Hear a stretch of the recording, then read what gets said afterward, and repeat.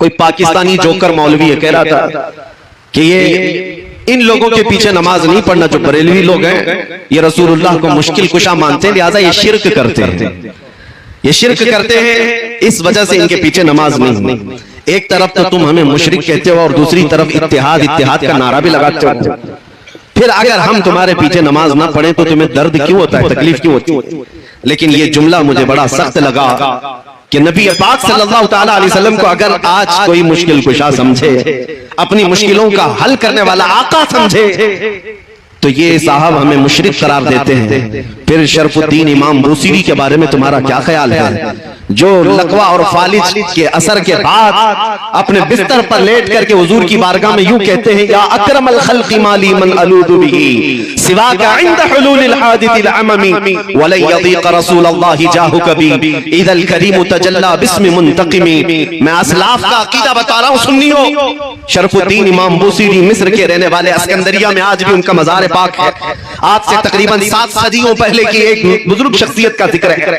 ان کے جسم پر جب فالج کا اثر ہو گیا، پیرالائز، جانتے ہیں فالج کا اثر جب ہو جائے تو انسان چلنے پھرنے سے بھی عاجز ہو جائے، اٹھ پھر نہیں سکتا، علاج بہت کرایا حکیموں سے، شفا بھی نہیں ملی۔ پھر اخیر میں شرف الدین بوصیری نے قصیدہ لکھنا شروع کیا، مولا صلی وسلم دائما ابدا۔ یہ قصیدہ آج پوری دنیا میں مشہور ہے، اس کے 2 شعر آج بھی حضور کی جالیوں کے دروازے پر بھی لکھے ہوئے موجود ہیں۔ هو الحبیب الذی ترجا شفاعته لكل حول من الاحوال مقتحم۔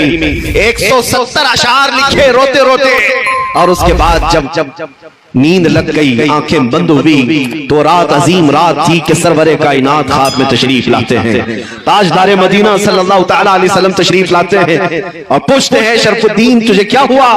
روتے ہوئے خواب میں عرض کیا کہ آقا مجھے فالج کا اثر ہوا، اب چلنے پھرنے سے عاجز ہو گیا ہوں، بستر پر رہتا ہوں اور لوگوں نے بھی ساتھ چھوڑ دیا ہے۔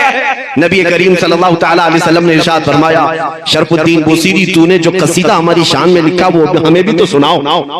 انہوں نے اپنا قصیدہ لکھا تھا، لیکن جو پہلا شعر ہے، پہلا مصرع، اس کا ایک ہی مصرع ان سے بن پایا تھا، دوسرا مصرع نہیں بنا تھا۔ مولا صلی وسلم دائما ابدا، بس اتنا ہی مصرع بنا تھا، دوسرا نہیں تھا۔ وہ خواب میں میرے آقا کو سناتے رہے، مولا صلی وسلم دائما ابدا، رک جاتے، نبی پاک نے ارشاد فرمایا، بوصیری اس کا اگلا مصرع میری جانب سے ہے، علی حبیبک خیر الخلق کلہم۔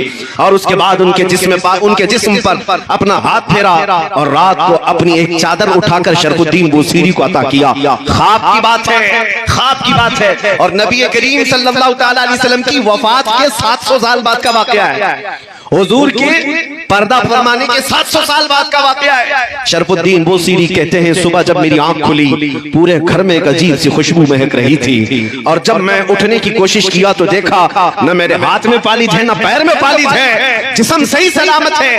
خواب کی بات خواب ہوتی ہے، لیکن شرف الدین بوصیری کہتے ہیں میرا جسم بھی سلامت تھا، اور پھر میں غور سے دیکھتا ہوں تو میرے بستر پر رات کو عطا کی ہوئی میرے مصطفیٰ کی چادر بھی موجود تھی۔ 700 سال بعد وہ نبی مشکل کشائی کرتے ہیں۔ یہی بزرگوں کا عقیدہ لے کر کے بریلی کے امام نے ہمیں عقیدہ دیا تھا، ان کے اپنے پیٹ سے لایا ہوا عقیدہ نہیں ہے، بریلی کا عقیدہ وہی ہے جو صحابہ کا عقیدہ تھا۔ ایک صحابیہ اپنے بیٹے کو لے کر کے آئی بارگاہ مصطفیٰ میں، کہا یا رسول اللہ یہ بولتا نہیں ہے، یہ گنگا ہے، بچپن سے نہیں بولتا، اس کے لیے کچھ فرمائیں، 8 سال کا ہو گیا، بولنے کی طاقت نہیں ہے، اب دوا کیا کی جائے؟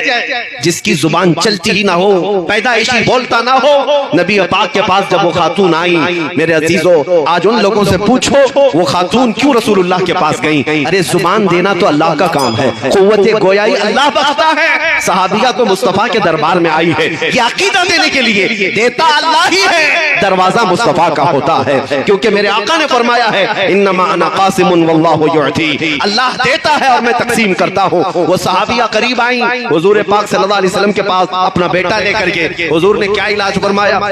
نبی کریم صلی اللہ تعالیٰ علیہ وسلم نے کیا علاج فرمایا؟ کچھ نہیں، اس چھوٹے سے ننھے سے بچے کو قریب بلایا اور پوچھا اس بچے سے کہ من انا، بیٹے اے لڑکے بتا میں کون ہوں؟ وہ جو پیدائشی گنگا تھا وہ بچہ بول پڑا اشہد انک محمد رسول اللہ، میں گواہی دیتا ہوں کہ آپ محمد صلی اللہ علیہ وسلم اللہ کے رسول ہیں۔ اسی عقیدے کو ہمارے امام نے فرمایا تھا، کون دیتا ہے دینے کو منہ چاہیے، دینے والا ہے سچا ہمارا نبی۔